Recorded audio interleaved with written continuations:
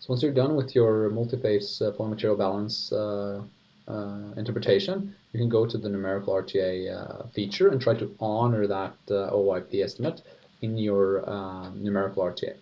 So if you go into numerical RTA, just make sure that you have inputted a proper initial GOR, and then you click run. You should get a view that looks something like this. The first thing that we can observe is that our water rates are grossly underpredicted. And since we're dealing with a multi-phase flow environment, we need to make sure that our relative rates, first and foremost water cut, and then our GORs make sense. And to get your water cuts out, there's essentially two different ways of doing it. You can either lower your content water saturation, or you can lower your NW, or you can increase your SWI. And here we'll try to do a little combination of all of it. So let's do 1.5 NW and do 0 on the content water saturation, and then we'll try to do a 35 on our SWI, and then we click run again.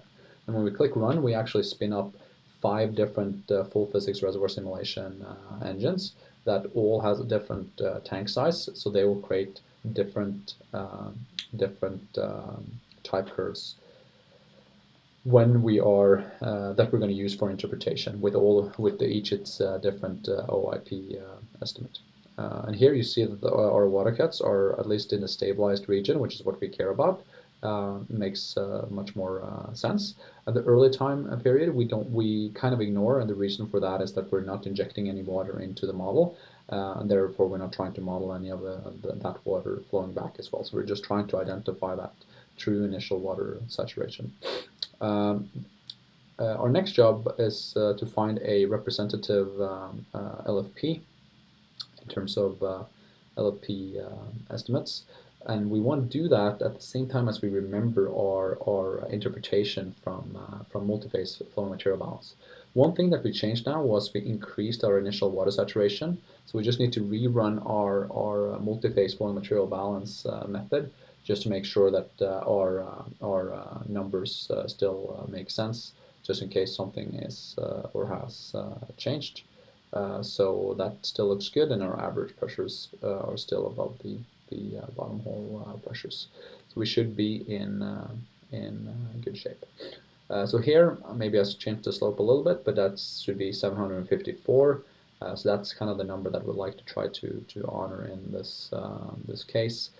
Here we see we are probably between 577 and then 962. So maybe we can do or change this a little bit. Maybe that makes more sense. Yeah, I think so. And what I did now is that I'm changing this line right here up and down. And what that line does is that it picks a LFP for us, and it also automatically picks the closest OIP stem right here. And that's the so-called numerical RTA or Bowie workflow. If I move that line down here, you'll see that the actual production data, which is what we're trying to match, lands somewhere in between 989 and 594.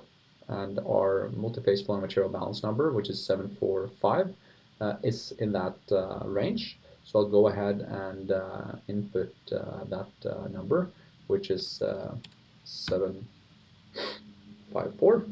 I hope that was the correct one. Yeah, and then with that, I'll say that I'm done with my numerical RTA interpretation. And my next step is then to use these properties in a numerical model.